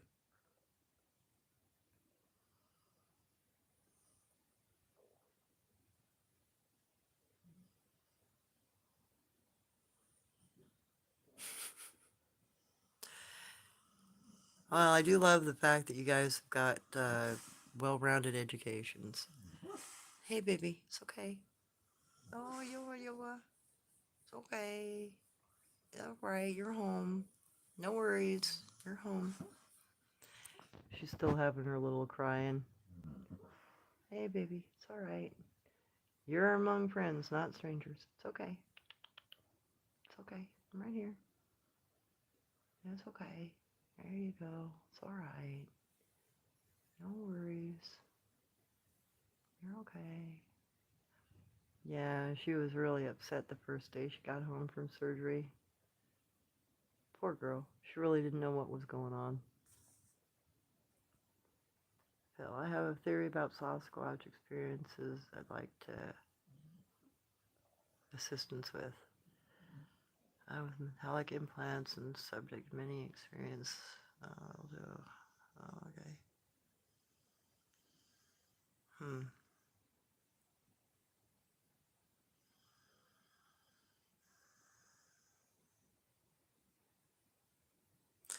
Oh, I'm glad somebody had that information. Thank you, Synthetic, because I don't. Okay, Jeannie. In the Sierras, with hunting, have had pine cones, acorns, pebbles thrown at the campsite. They were definitely thrown, not falling from trees. Oh yeah, yeah. They'll definitely throw them at you. Sapphire mine. That's very scary. Oh yeah, they can scare the living heck out of you, if they want to, and they will.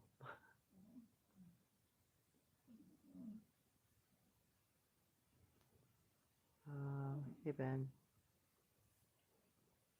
Oh yeah, no problem, Ben. You have a great one. Yeah, I don't know enough about the whole UFO stuff. Uh, huh. Small rare earth. They can be detected with small rare earth magnets. Interesting. Well, that would make sense, especially since they're a metallic object.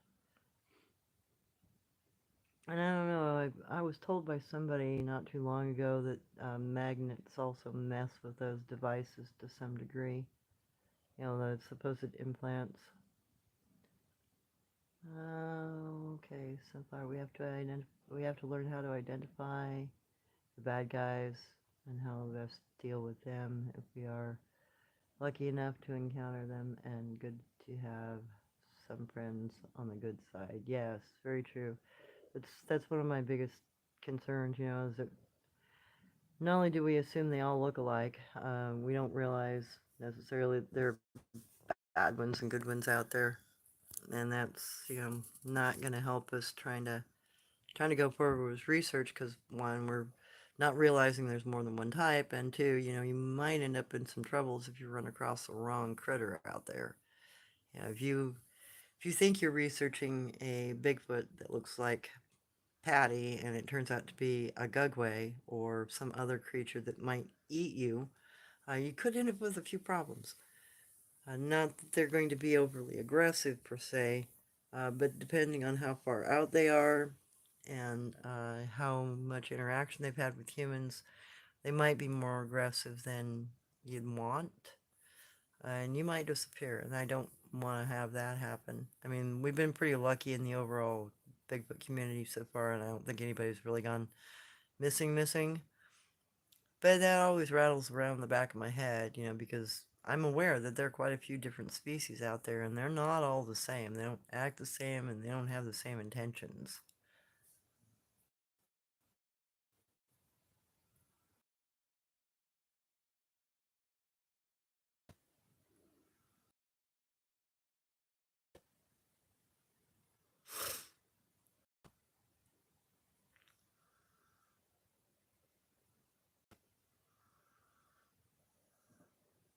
Oh, okay. Yeah, I'm learning more and more reading your comments.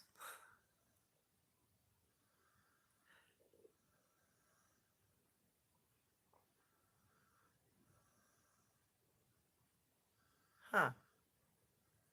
Well, and I'm kind of curious about the whole what people are kind of gravitating towards, you know, the woo factor and the whole space alien thing. That it hasn't been my experience. So that kind of confuses me. You know, I'm used to trucking around in the woods and you know, following ground sign and getting into bed systems and getting into bushes where they're sitting, or into bush lines where they're at, and interacting with them. So for me, I've not had any of that. You know, haven't watched them disappear in front of me other than Jen meditating. I haven't had a lot of the experiences some people seem to be having. So for me, that's a little like, I don't know what to make of it, because it's simply not part of the experiences I've had. You know, other people have had other experiences, so I'm not sure if it's actually connected to the Bigfoot, or if it might be more things in the same area, which is kind of what I'm leaning to in my perspective, because you know, I've 3.5, 4 years, 4.5 years, 5 to 9, being around Jen, 9.5, almost 10. I never saw a spaceship around her. Nothing odd ever came to the ranch, other than other Bigfoot, you know, other different kinds of cryptids. But there was never any kind of thing that indicated that she came from somewhere, from outer space or anything like that. You know, her family was up on the mountains behind my house, and she explained where they were. Her husband, when he came into the picture, his family was down by the river, and they'd been there generationally.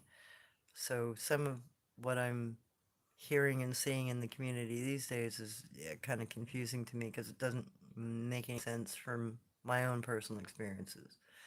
That and all of the different groups that I'd been introduced to or shown where they were, my mother always claimed, yeah, these creatures have been living in this part of this forest for the last 1,000 years, or 10,000 years, or 500 years. You know, they've been here for X amount of years. So it's not jiving for me on that end.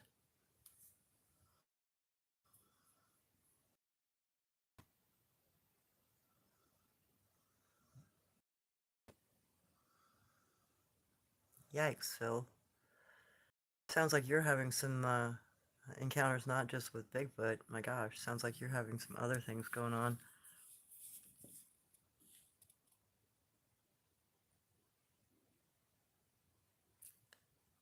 Phil, I think Sasquatch are camping out when they are here. The cigar-shaped craft is associated with Sasquatch. I wonder if they're abducting Sasquatch. Because I've wondered about that.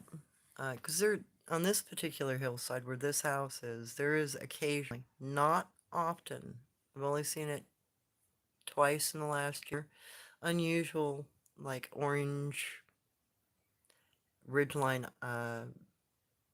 lights. And I can't really describe them any other way because it's light coming from behind the hillsides and it's orange, and you'll hear a humming in this area. But the Sasquatch in this area get really unnerved by it. They leave those areas, they come closer into where the houses are, and they become a little bit more guardant. Like they are watching out for trouble, it seems like. So, might be, I don't know if it's, American military, if it's alien, or if it's just some sort of weird phenomena, but they don't go towards it, they go away from it, and they communicate about it, it seems. So, for here, I don't think that's the case.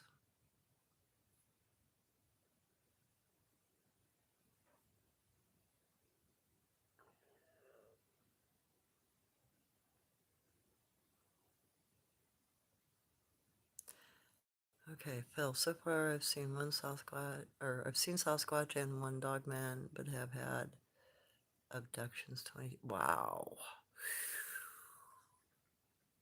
And you've seen Blim, 14 foot tall. Wow, you are in a real active hot spot wherever you are, Phil. And Bearman over 100 or over 10 times. That's interesting. Oh, thank you, Jody. Yeah, she's still having a little issue with, all the trauma she went through. A bunch of people she didn't know was touching her and stabbing her with stuff and knocking her out.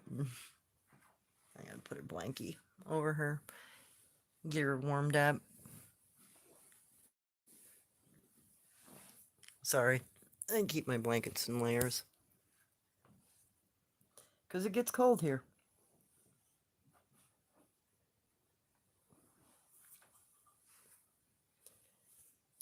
Yeah, there you go, baby girl. Keep you all covered up, keep you warm. Let you get some rest. There you go, pup.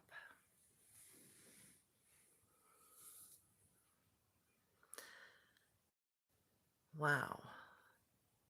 Here you are, you really have unusual experiences, Phil.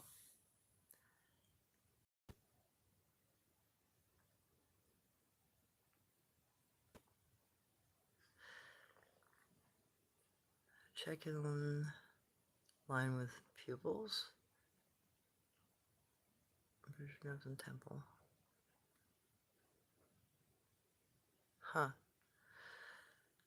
Alright, Sunflower, perhaps the cryptids can detect frequencies coming from the implants. Yeah, that's a possibility. Maybe they can also infrasound them out. Maybe they notice them that way.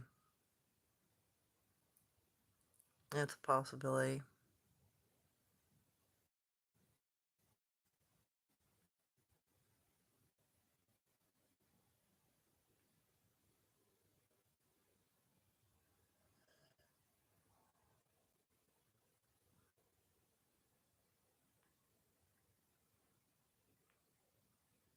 Hmm.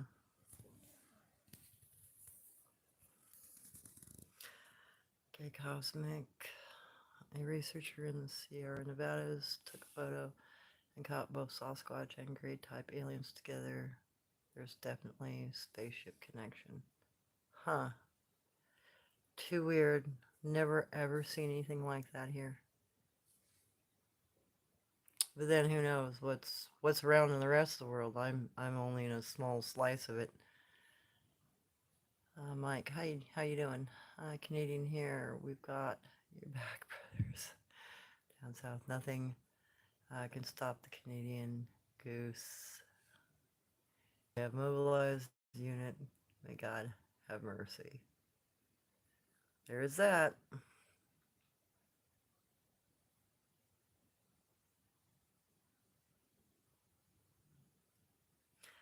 What's better cover than presenting as naturalistic primal vagabond?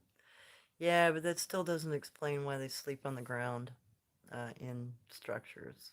Yeah, if they're in a spaceship, why would they sleep on the ground? And why would they be habitually natively known in the same areas for, in some cases, 10,000 years? Like, there was one group here, the Yaren, have been in that same location for 10,000 years. I don't think they come from spaceships.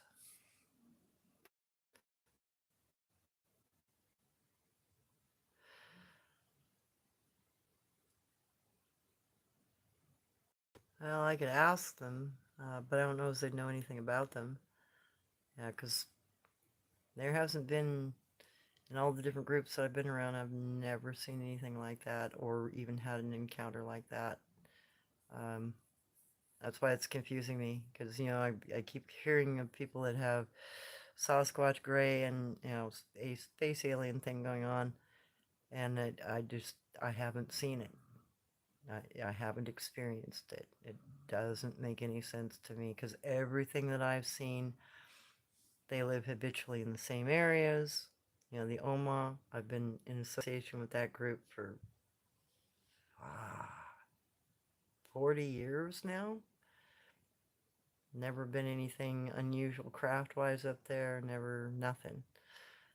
So, yeah, there's a ton of different cryptids in this area. There's Badgerman, there's Bearman, there's Oma, Guanch, Yaren, Skakam, Ishka.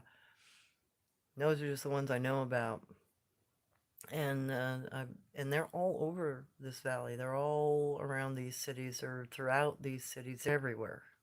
There isn't a place you can't go and find some sort of sign of them.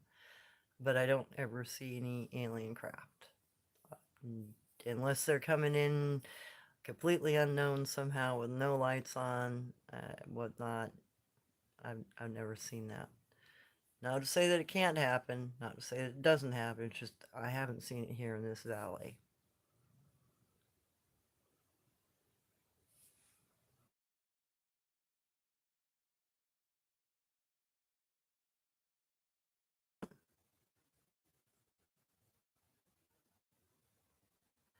Yeah, I was wondering about that, Phil. They were being abducted too, because that's the only thing that makes sense to me is they're being abducted just like us. It's the only thing I can think of as to why there would be a spaceship in their area. Because literally, I've been in their bed systems. There's a couple of bed systems I could walk to right now and go sit down in. I'm not seeing anything else peculiar. Everything I've found has been pretty well ground physical evidence.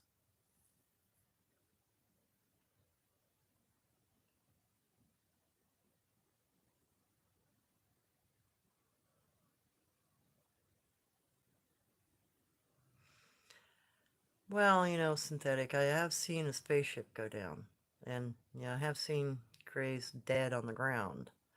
But that was a rare event, and that was all the way back in the 70s. Again, uh, all of the ones that I track in this area, and there are half a dozen different groups I've interacted with in a 100-mile radius, and there's never been a gray, there's never been a spaceship, there's never been anything like that here in this valley. It could be going on somewhere else, but I'm not seeing it here.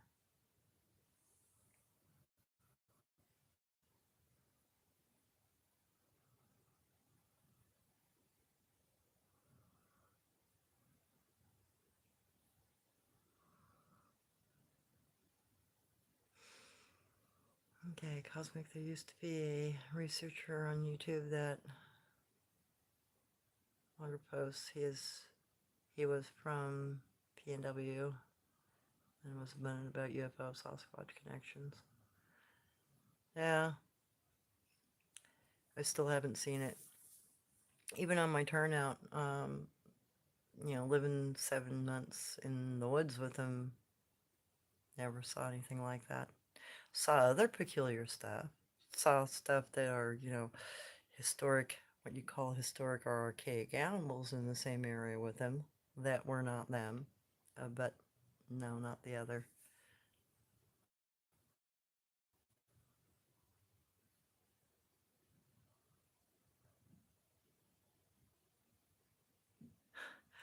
I really need to set up something. I don't have anything set up for donations. Um, I really do need to do that because a lot of people keep telling me they'd like to help me out with that sort of thing. Because I'd like to be out in the field more and do more research personally.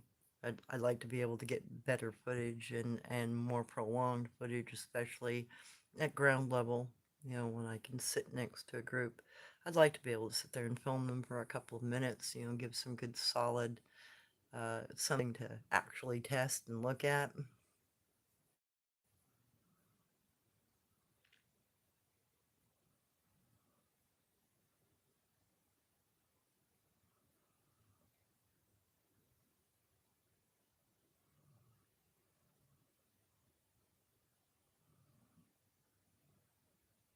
Yikes! So yeah, don't go anywhere near that.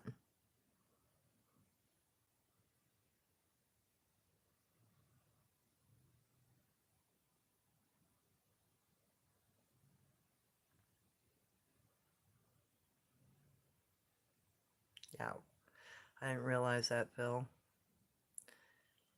By the way, Canada has become made destination for the world sound. Wow. Hmm. Well, yeah, I know. Most of them synthetic are actually our equipment. A good portion of what we consider unidentified flying objects are actually secret equipment. It's all it's ever really been. I mean, there's a few things that aren't. And then, the military is going to be crawling all over that like white on rice. Will humans go camping? What if these clans are regulating regulated to watch certain people in specific? No, I haven't noticed that either. To me, uh, they seem to be pretty much like any kind of other indigenous humanoid or primate. They have a tendency to be in the same area. They don't migrate. They have a tendency to stay in the same bed systems. And they do that for generations. They may move around a little bit in their territories. They may change position inside the territories, but their tribal systems all border each other, and they don't typically cross lines. They stay in their little section of the woods, and next group over stays in its section of the woods, and it's been consistent behavior for 50 years. You know, since I was aware, 48 years, 50 years, 58 years, count Uncle on it too. Uh, I haven't seen a lot of the stuff that people are describing. Maybe it's just because I've consistently been in the same area with the same groups of cryptids, you know. But I don't think so. It's more that they have a very indigenous lifestyle. They don't fly around spaceships that I'm aware of. They don't move locations. They don't migrate across the United States. Heck, they don't even migrate next door. They pretty much where they live is where that group is. And then, you'll have a group next door, or you'll have a group down the road, or over on the other ridge line, or over on another hillside. But they don't seem to cross territories all that much. They'll cross through each other's territories. They don't seem to have a lot of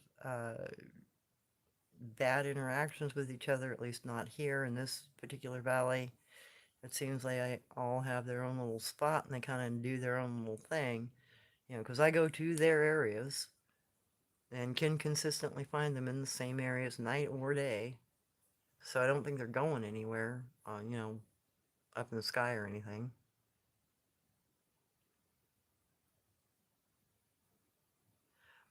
No, I've only I've seen way too many births at ground level. One summer alone there were 6 births in one area, and it was where I thought the Skaakum woman was being midwife. That's why I came to the conclusion she was a midwife, because there were too many births for the number of individuals in that area. There were only 11 people, 11 cryptids in that area. 6 births is way too many births in one year, especially when two of those sets of individuals are too old to have children. So kind of came to the conclusion, especially with some of the medicinal herbs that she was utilizing and some of the other things that were going on. It seemed like people were coming to her for help. Their people were coming to her for help.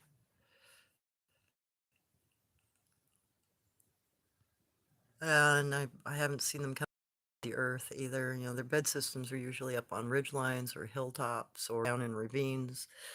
Sometimes they're in a marsh area. It just depends on the tribal group that you're dealing with. But their bed systems are built on the ground, they're or built in the trees. Bear people and some dog people will build their homes up in trees. That they don't. They're consistently in the areas. They don't go anywhere.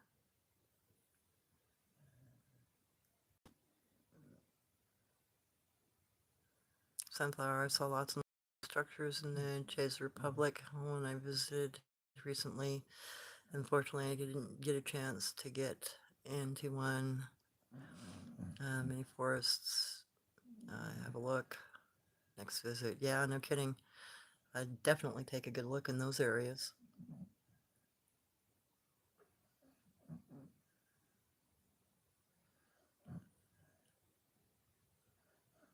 Mm, I really haven't seen the whole cloaking thing either, other than, the one kiddo that was intentionally looked like he was disappearing when he climbed to the top of the little tree, and then Jen Jen when she'd meditate.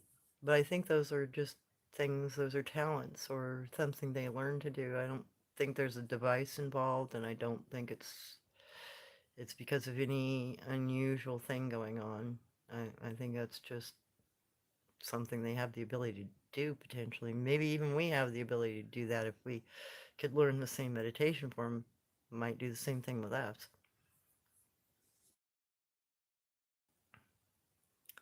Looks like my connection's being uh, spotty.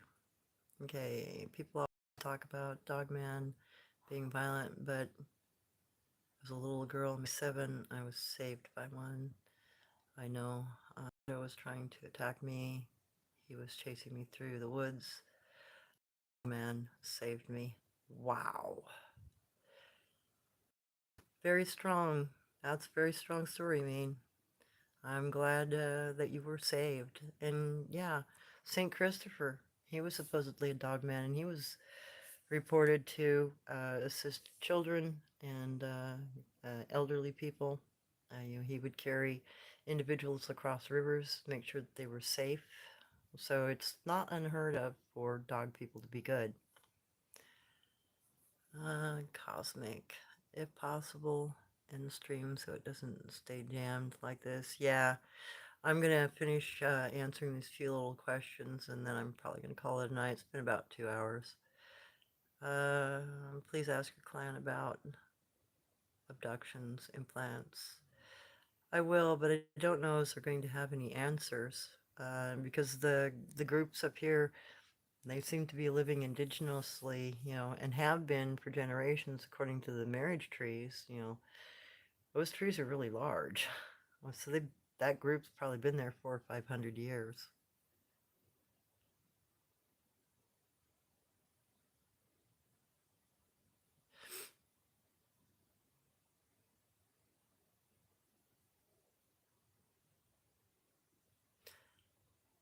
Nature, what to do, y'all think?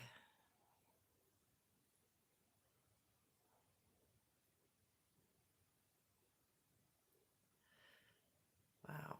A dogman pushed me down in the stream and pushed me to continue following it. And when the man came looking, he attacked him. I didn't see the attack, but I heard it. Yow. Now I know that the dog man I lived around saved me from a bear by killing it, so I wouldn't put it past him. Oh yeah, my battery's about to crap out. Alright guys, I think I am going to have to end it here. I'm sorry I didn't get to everybody's questions. I really appreciate you for attending, and thank you for letting me say my piece. Really appreciate you guys. Love y'all, and I'll be on next Sunday. You have a good one. Take care.